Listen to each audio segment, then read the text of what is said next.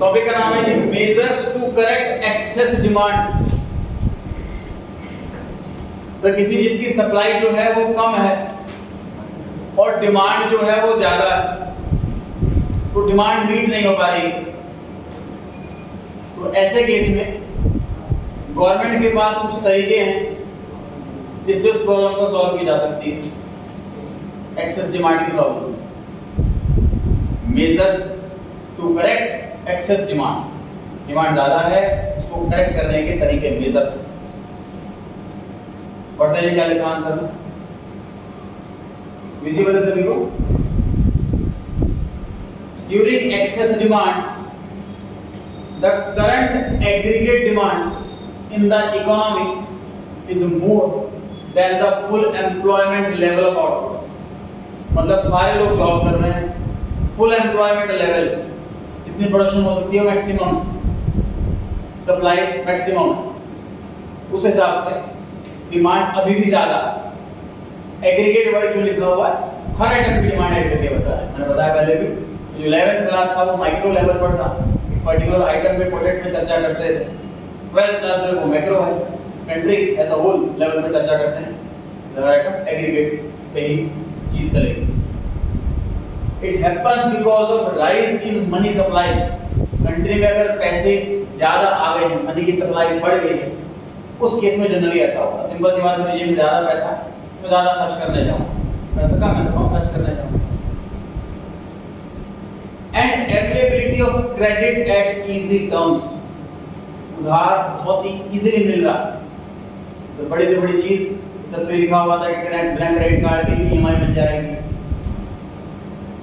नया फोन लेना हो तो, या कोई इलेक्ट्रॉनिक आइटम लेनी है, टीवी फ्रिज लेना है बड़ा, बिना क्रेडिट कार्ड के भी, बिना सिविल स्कोर के भी इजी इंस्टॉलमेंट पे ईएमआई मिल जाएगी। तो जितनी ज़्यादा उधार की शर्तें आसान होती रहेगी उतना ज़्यादा लोग परचेजिंग करने लगेंगे, डिमांड ज़्यादा करने लगेंगे।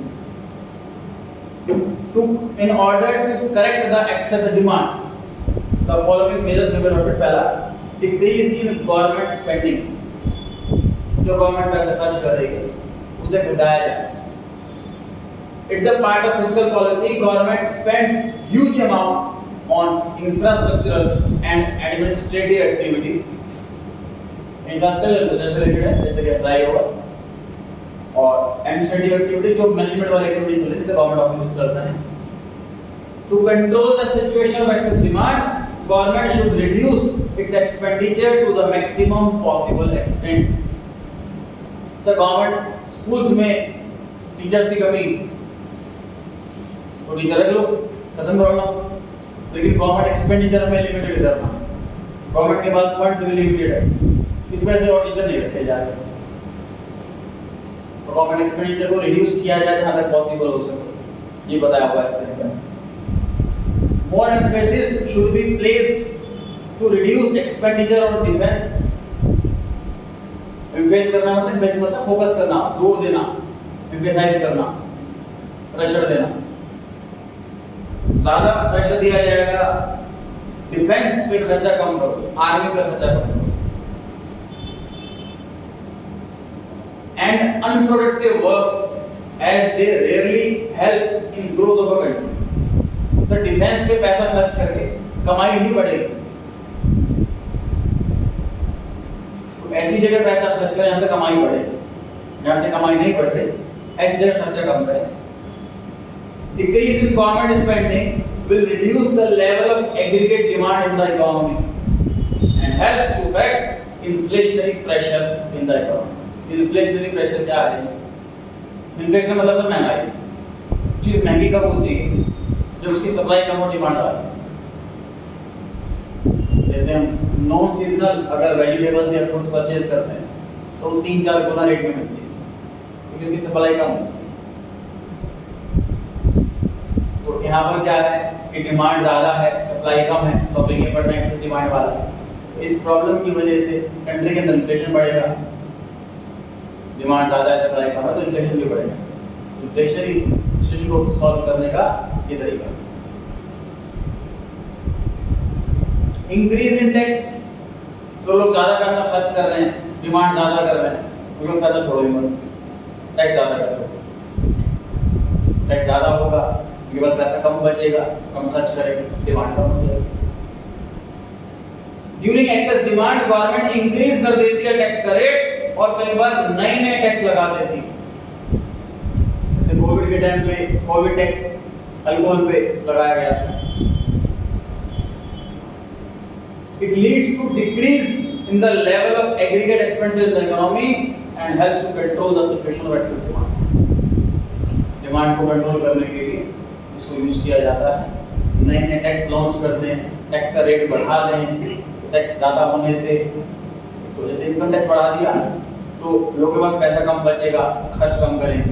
दूसरी बात, चीज़ पर जीएसटी का टैक्स बढ़ा दिया, जब नया एग्जाम्पल में अल्कोहल पे टैक्स बढ़ा दिया, 70% टैक्स लॉन्च किया था उस टाइम अल्कोहल पे, तो चीज़ महंगी हो जाएगी तो लोग कम खरीदेंगे।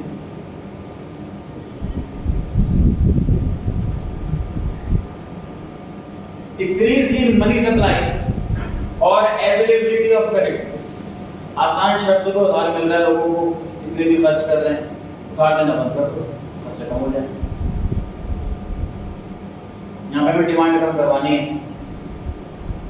एडवाइजर हैं गवर्नमेंट के डिपार्टमेंट के, और हमें ये बोला हुआ है डिमांड बहुत ज़्यादा बढ़ती जा रही है कंट्री के अंदर, इस वजह से महंगाई भी बढ़ती जा रही है, तो डिमांड कैसे कम करें आप बताओ, इसके तरीके नहीं।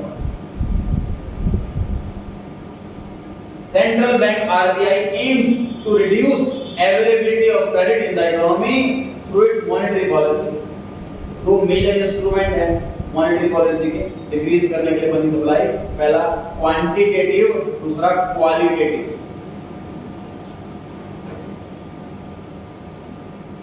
क्वांटिटेटिव तो नाम से पता लग रहा है, क्वांटिटेटिव मतलब जहाँ पर नंबर्स में बात करेंगे, क्वालिटेटिव जहाँ पर नंबर्स में कोई बात नहीं होगी। क्वांटिटेटिव बैंक का रेट बढ़ाती है।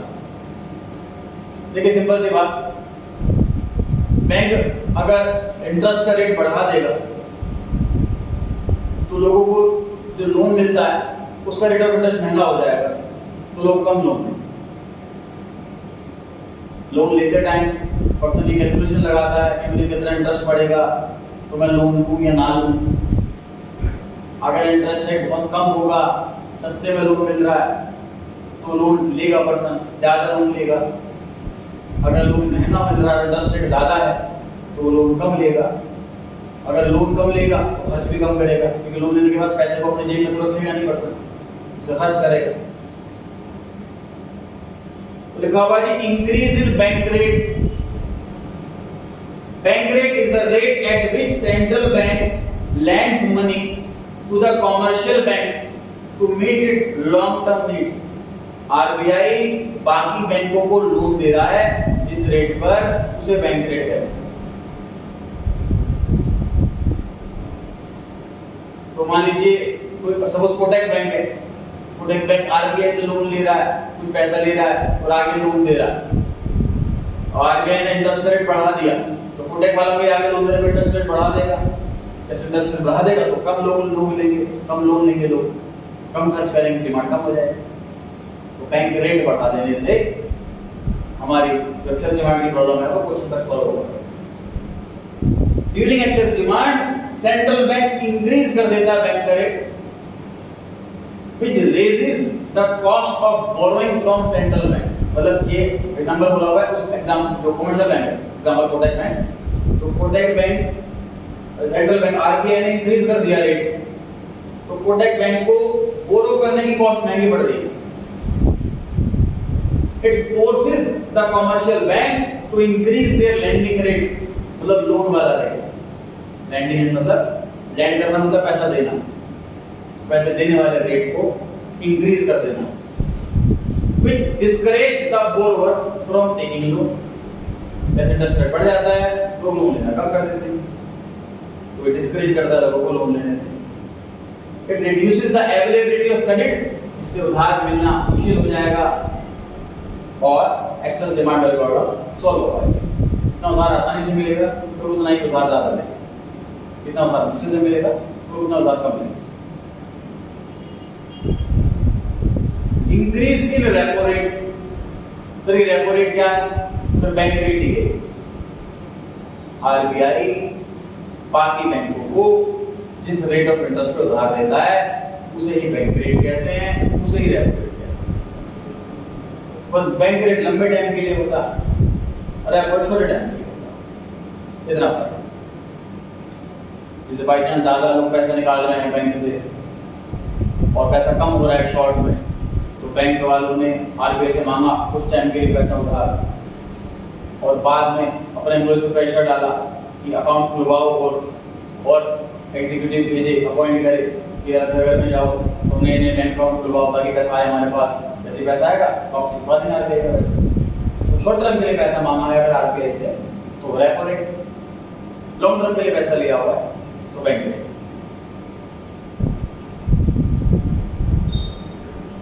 दोनों पैराग्राफ, तो लॉन्ग टर्म की जगह शॉर्ट टर्म है, बाकी पूरा आंसर सेम है। दोनों पैरा रेडी कर लीजिए एक बार।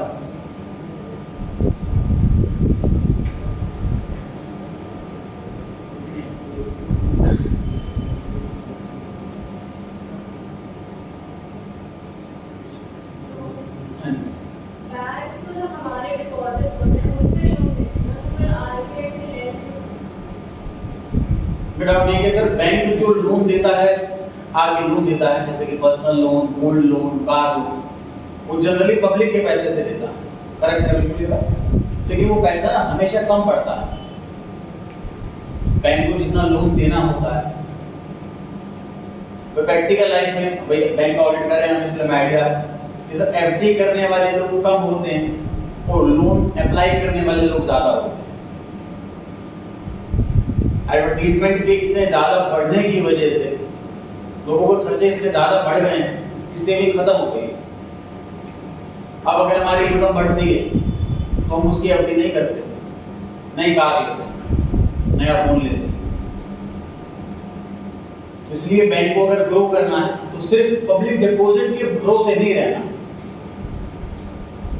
दूसरी बात, बैंक की मर्जी है, अगर उसके पास पब्लिक, आपके एग्जांपल लेते हैं, अगर बैंक के पास पब्लिक का डिपॉजिट का अच्छा खासा पैसा आ रहा है तो ना ले आरबीआई से पैसा, ना बढ़ा रेट ऑफ इंटरेस्ट, उसकी मर्जी है, बिल्कुल आजाद है।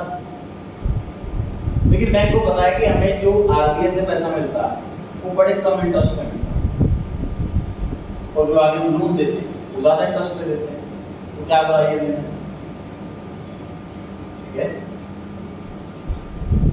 वीडियो को बता जी।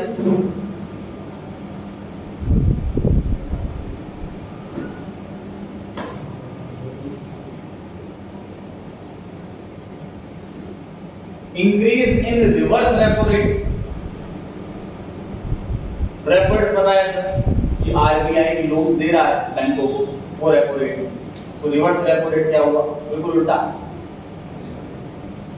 आरबीआई लोन ले रहा है बैंक से, ये हुआ reverse repo rate.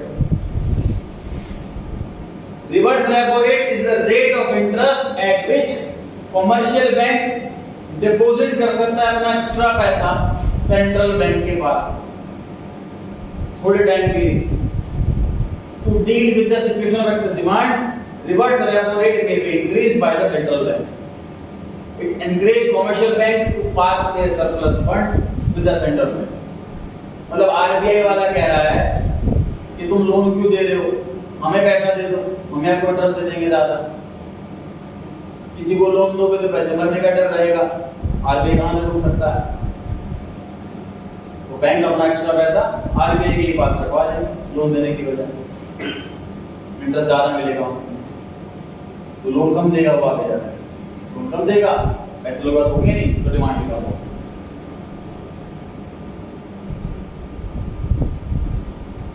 It will reduce the credit creating power of central bank, commercial banks.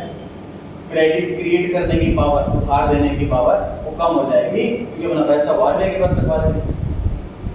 As a result, consumption expenditure of and investment expenditure may get reduced, leading to reduction in aggregate demand.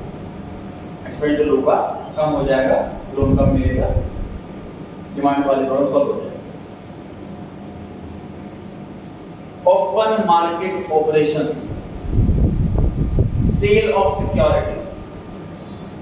तो जब कोई चीज बेचते हैं तो पैसा आ जाता है हमारे पास। आरबीआई के पास कंपनीज के शेयर्स हैं, डिबेंचर्स हैं, बॉन्ड्स हैं, आरबीआई के पास रखे हुए पेपर्स हैं। अब आरबीआई को क्या करना है, कंट्री से पैसा कम करना है, तो सारी सिक्योरिटीज बेच देगा। जैसे ही बेचेगा तो आरबीआई के पास पैसा आ जाएगा कंट्री से, वो पैसा अपने पास रखेगा, तो कंट्री से जो फ्लो में पैसा चल रहा था वो कम हो जाएगा, मनी की सप्लाई कम हो जाएगी। तो आरबीआई क्या करेगा, सिक्योरिटी वर्ड बोलते हैं शेयर डिवेंचर को, मैं बताया थी पहले भी कि अगर किसी कंपनी का हम शेयर खरीदते हैं तो हमें बदले में सिक्योरिटी क्या मिलता है, शेयर का सर्टिफिकेट मिलता है। अगर किसी कंपनी के डिवेंचर खरीदते हैं तो बदले में क्या मिलता है, डिवेंचर का सर्टिफिकेट मिलता है एज ए सिक्योरिटी कि हमारा पैसा वहाँ पे सेफ है और हम कंपनी अगर बंद हो जाती है तो पैसा क्लेम कर सकते हैं। तो सिक्योरिटी में वो कागज मिलता है, वो सर्टिफिकेट मिलता है, अब ऑनलाइन मिलता है। तो शेयर डिवेंचर बॉन्ड्स इनको एक वर्ड में सिक्योरिटी कहते हैं। तो आगे अगर ये सिक्योरिटी बेच देता है तो कंट्री से पैसा निकल कर उसके पास आ जाएगा, काफी सारा मनी के फ्लो रुक जाएगा, कम हो जाएगा, डिमांड प्रॉब्लम को सॉल्व हो पाएगा। Open market operations refer to sale and purchase of securities in the open market by central bank. It directly influences the level of money supply, money की जो supply होगी कंट्री में उसको impact डालेगा। During excess demand, central bank offer करता है securities for sale. Sale of security से क्या होगा, रिड्यूस हो जाएगा रिजर्व कमर्शियल बैंक का। It adversely affect the bank's ability to create credit। उधार देने की उसकी कैपेसिटी बचेगी जब सारी चीज पैसा चला जाएगा and decrease the level of aggregate।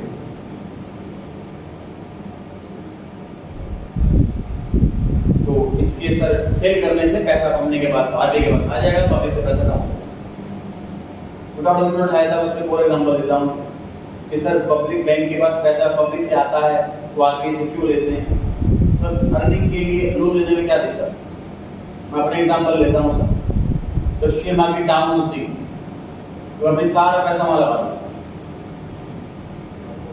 उसके बाद मैं लोन भी लेता हूँ तो मुझे पता है लोन पर मुझे इंटरेस्ट देना है महीने का 1% और मैं शेयर मार्केट में कमाऊंगा रोज का 1%। तो शेयर मार्केट डाउन होती है तब सेम पॉलिसी सर बैंक की कि बैंक के पास जितना पैसा पब्लिक से आ गया वो तो लोन दे ही दिया अच्छे खासे प्रॉफिट पर, अब उसके पास और कस्टमर हैं लोन के अप्लाई करने के, तो आरबीआई से मिल रहा है मान लीजिए 6% पे, आगे लोन दे रहा है बैंक 9% पर। इनका बैठे बैठे कमाना है, दूसरे के पैसे पे कमाना है, इसलिए डेफिनेटली बैंक आरबीआई से पैसा लेगा रेपो रेट के हिसाब से।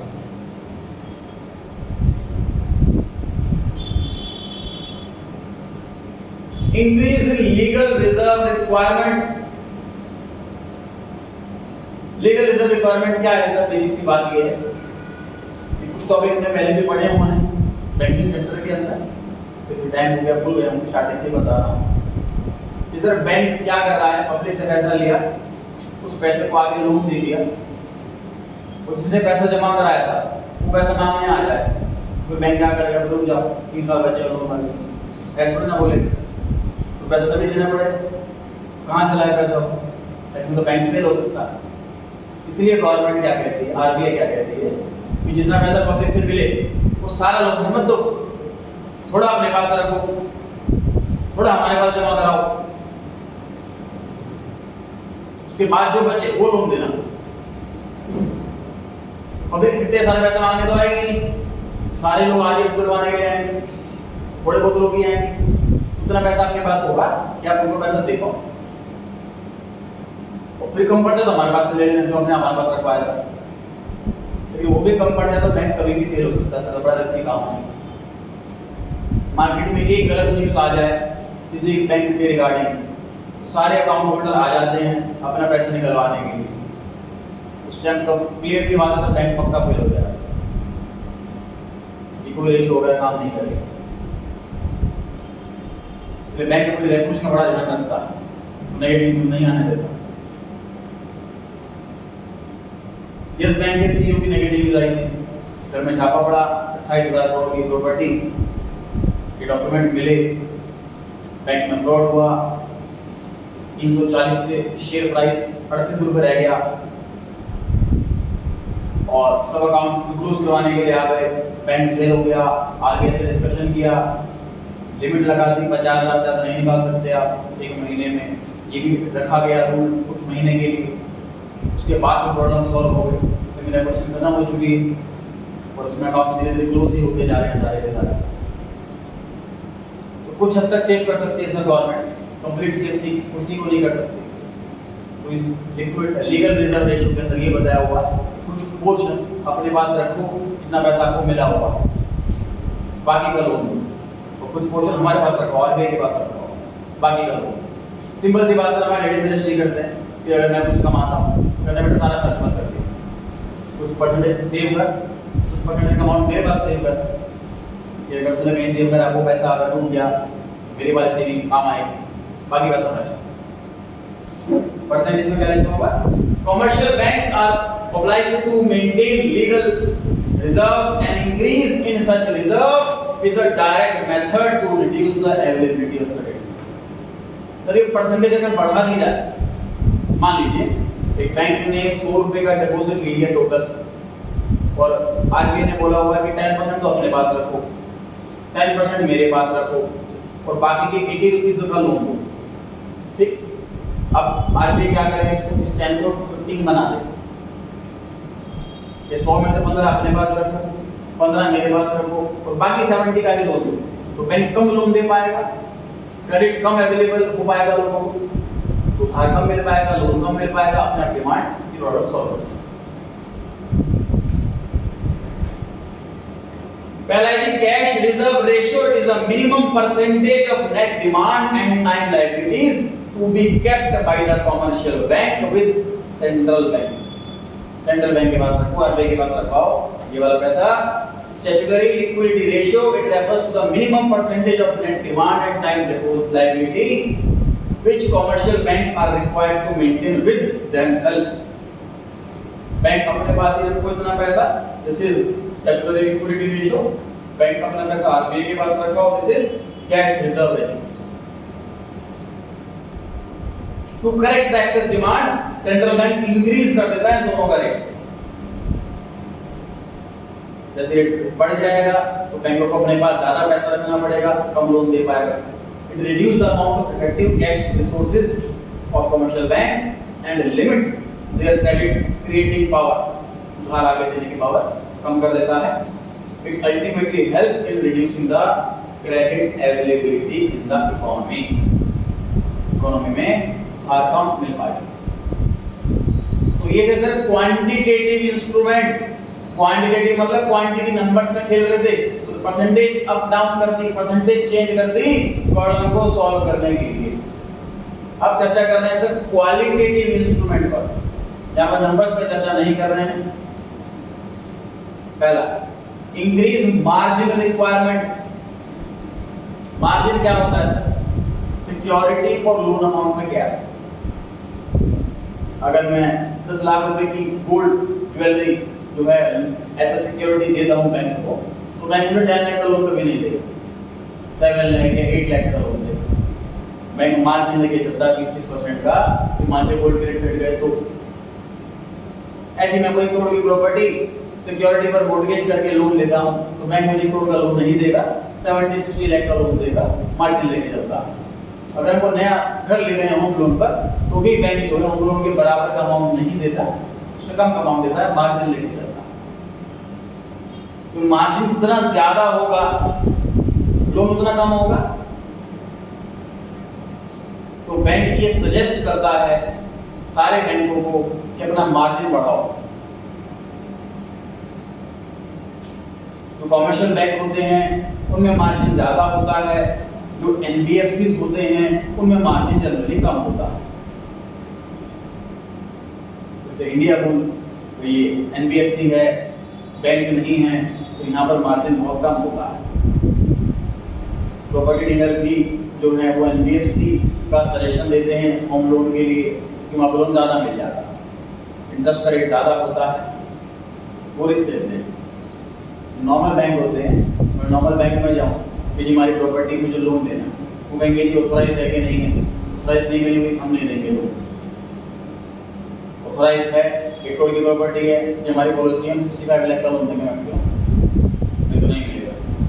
और किसी का मान लीजिए 10 लाख रुपये है बस फिलहाल लिक्विड में, इनकम लेकिन अच्छी है, अच्छी खासी भाव लग गई है, इनकम अच्छी खासी है, तो वो बड़ी प्रॉपर्टी लेना चाहता है EMI पर, क्योंकि पैसे हैं इसके पास स्टार्टिंग में देने के लिए, तो चाहे मुझे मैक्सिमम अमाउंट का लोन मिल जाए, मैं EMI चुका सकता हूँ, तो नॉर्मल बैंक उसको लोन नहीं देगा, उसे NBFC के पास जाना पड़ेगा, वो उनको लोन दे देंगे लगभग बराबर का, लगभग बराबर 1 करोड़ की प्रॉपर्टी है तो लगभग 1 करोड़ के आसपास का लोन मिल जाएगा, 95 लाख 90 लाख, इंटरेस्ट रेट ज़्यादा होता है तो मार्जिन वहाँ पे कम होता है NBFC में, नॉर्मल बैंक में ज़्यादा होता है।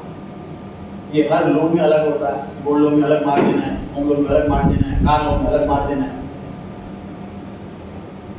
Margin requirement refers to the difference between market value of a security and the amount lent, जो अमाउंट कर्जा दिया है, तो लोन और सिक्योरिटी अमाउंट में जो गैप है वो मार्जिन है। मार्जिन जितना कम होगा उतना लोन का अमाउंट ज़्यादा होगा, जितना मार्जिन या गैप ज़्यादा होगा उतना लोन का अमाउंट कम होगा। When the economy is suffering from excess demand, central bank increase कर देता है मार्जिन, जो कि रिस्ट्रिक्ट कर देता है credit creating power of bank. Borrowers find it less attractive to borrow money and it decrease the aggregate demand, loan कम मिल पाएगा, डिमांड कम हो पाएगा। Secondly, for suggestion advice to discourage lending, मतलब इसमें एडवाइस दे रहा है RBI बैंकों को, प्रेशर दे रहा है कि आप लोन कम दो, जो बहुत ज़्यादा स्ट्रॉन्ग लगे आपको अकाउंट उसी के लोन दो, इतनी एलिजिबिलिटी है उसके अकॉर्डिंग बहुत कम परसेंटेज का लोन दो। और इसमें क्वांटिटी की बात नहीं, सिर्फ डिस्कशन की बात है, इसलिए क्वांटिटेटिव नहीं क्वालिटेटिव एलिमेंट है। This is a combination of persuasion and pressure which that central bank apply करता है बाकी बैंकों पर, in order to get them act in a manner in line with its policy. Moral suasion is exercised through discussion होगा, letters होंगे, speech होगी, bank को hint दिए जाएंगे। During excess demand, central bank advise करता है, request करता है, pursuit करता है commercial बैंक को कि वो उधार ना दे, at least स्पेक्युलेटिव ट्रांजैक्शन के लिए या नॉन एसेंशियल ट्रांजैक्शन के लिए। स्पेक्युलेटिव किसे कहते हैं, इसकी हिंदी तो चुमा होगा, इसका मीनिंग होता है एक ऐसी ट्रांजैक्शन जिसमें फिजिकल डिलीवरी ना हो, जैसे कि शेयर्स की ट्रेडिंग। ऐसी चीज के लिए लोन ना दे, लिखा हुआ नॉन एसेंशियल एक्टिविटी, मतलब RBI बैंकों को बोल रहा है कि भाई लोन देना है तो दो, लेकिन जरूरी चीजों के लिए लोन देना, इंपॉर्टेंट चीजों के लिए लोन देना। होम लोन जरूरी होता है तो पर्सनल लोन में रीजन लिखा होगा, पर्सनल लोन क्यों ले रहा है, जरूरी ना लगे तो ना दो। It helps to reduce availability of credit and aggregate demand.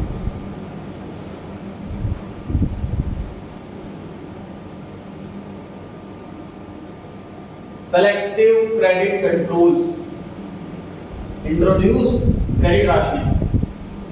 Credit rationing क्या है सर, उधार कम देना, इंक्रीज करना है, कर्जा कम देना, उधार कम देना, क्रेडिट अवेलेबिलिटी को रिड्यूस कर देना, उसे क्रेडिट राशनिंग कहते हैं। It refers to a method in which central bank gives directions to other banks to give or not to give credit for certain purposes to particular sectors. इस particular sector को इस काम के लिए loan नहीं देना, इस काम के किसी पर्पस के लिए लोन देना। During excess demand, central bank introduce करता है rationing of credit in order to prevent excessive flow of credit, अगर उधार ना जाए। Particularly for speculative transaction, it helps to wipe off the excess demand, which is demand गायब हो जाएगी इस सॉल्यूशन से।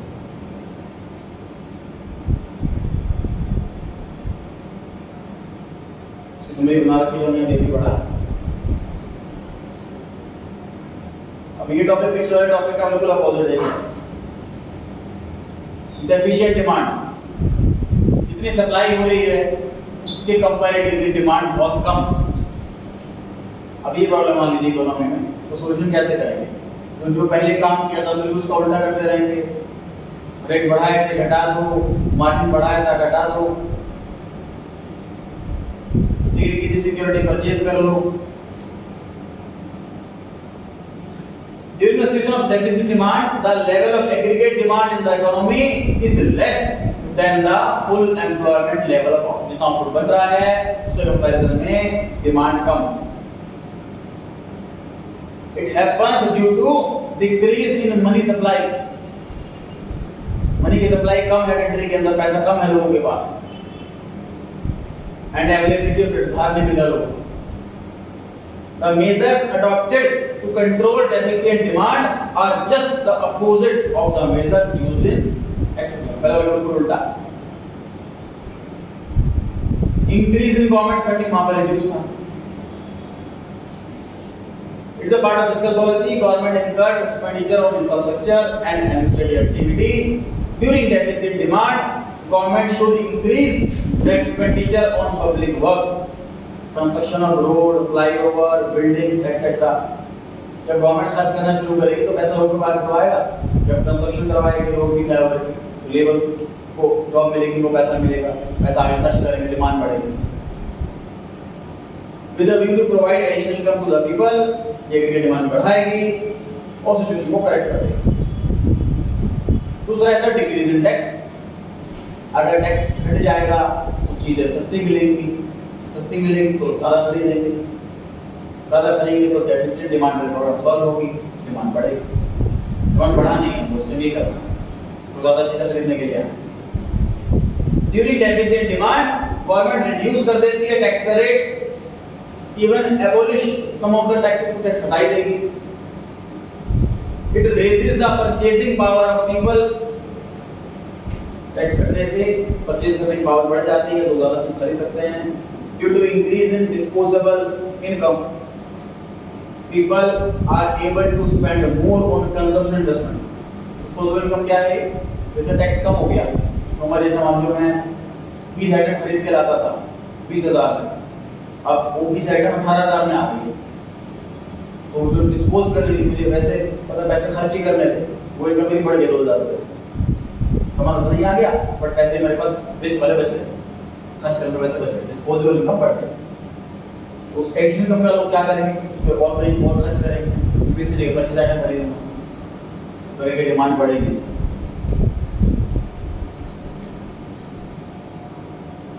इंक्रीज इन मनी सप्लाई और अवेलेबिलिटी ऑफ क्रेडिट, अगेन दो कैटेगरी, क्वांटिटेटिव क्वालिटेटिव।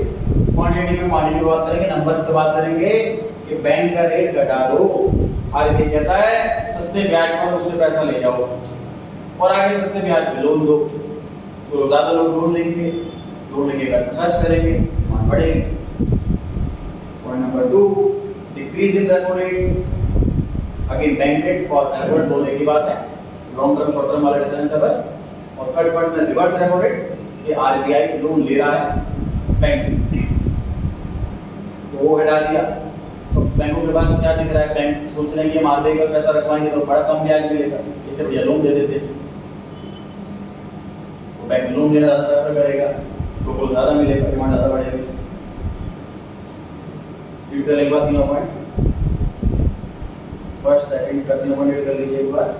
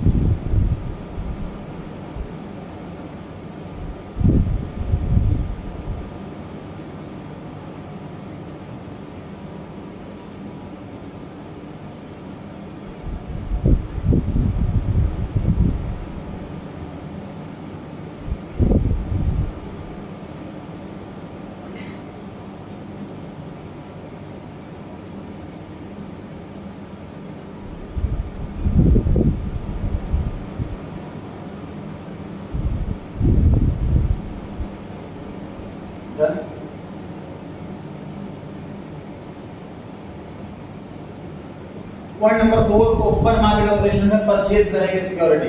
आरबीआई क्या करना है कि सर लोगों के पास पैसा नहीं है डिमांड करने के लिए, तो गवर्नमेंट आरबीआई क्या करने वाला है, आरबीआई पब्लिक के अंदर जाएगा, सारे शेयर सिक्योरिटीज वगैरह परचेज करेगा। जैसे परचेज करेगा तो पैसा देगा, इन लोगों से परचेज करेंगे तो पैसा आएगा, पैसा आके खर्च करेंगे वो लोग। तो परचेजिंग करने से आरबीआई के पास पैसा घटेगा, पब्लिक के पास पैसा आएगा जब आरबीआई परचेजिंग करेगी सिक्योरिटीज। पहले बार में क्या हो रहा था कि आरबीआई सिक्योरिटी सेल कर रही थी, सेल करने से पैसा आरबीआई के पास आ जाएगा पब्लिक से, बड़ी डिमांड कम कर पाएंगे। अब परचेजिंग में क्या हो रहा है, आरबीआई शेयर्स परचेज कर रहा है पब्लिक से, तो आरबीआई के पास पैसा जाएगा, पब्लिक के पास पैसा आएगा, तो वो खर्च करेंगे डिमांड पर। Decrease in legal reserve ratio, again sir bank को बोला हुआ है कि अपने पास जो पैसा रखना है वो कम रखो, लोन दो ज़्यादा। हमारे पास जो पैसा रखवाना आरबीआई के पास उसको पैसा कम परसेंटेज कर दें, कम पैसा रखवाओ हमारे पास, मैक्सिमम लोन दो, ज़्यादा लोन देंगे ज़्यादा डिमांड बढ़ेगी, दोनों की परसेंटेज डाउन कर दी जाएगी।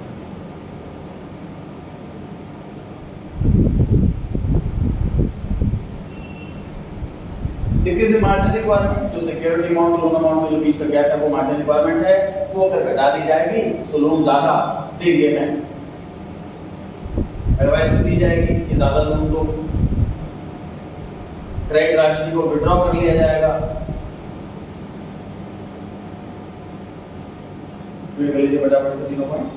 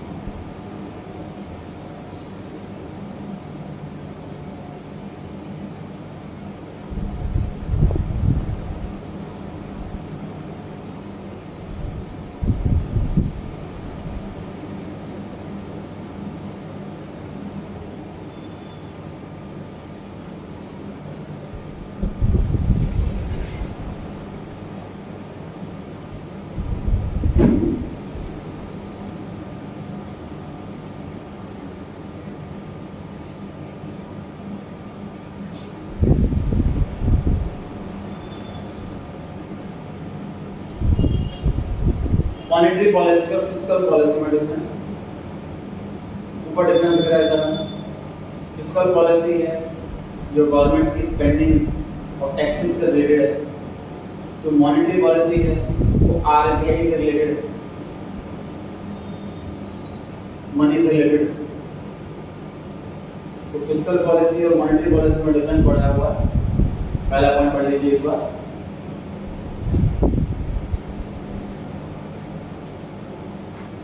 पहले पॉइंट में जो मेन पॉइंट लिखा हुआ है कि मॉनेटरी पॉलिसी है सेंट्रल बैंक वाली है, फिस्कल पॉलिसी गवर्नमेंट वाली। सेकंड पॉइंट पढ़ लें।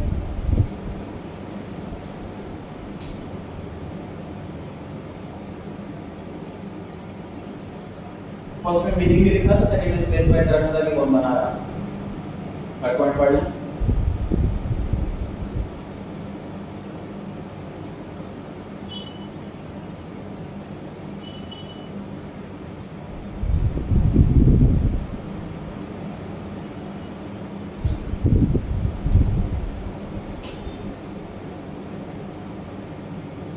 एक पॉइंट हमने अपने आंसर में पढ़े थे, वही पॉइंट लिखा हुआ है इसके अंदर कैटेगराइज करके।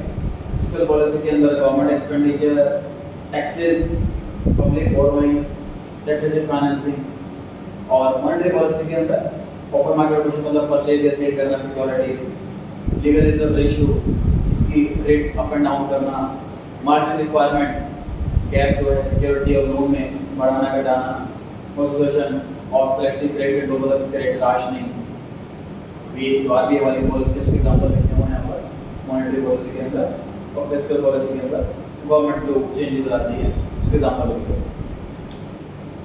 तो इतना ही।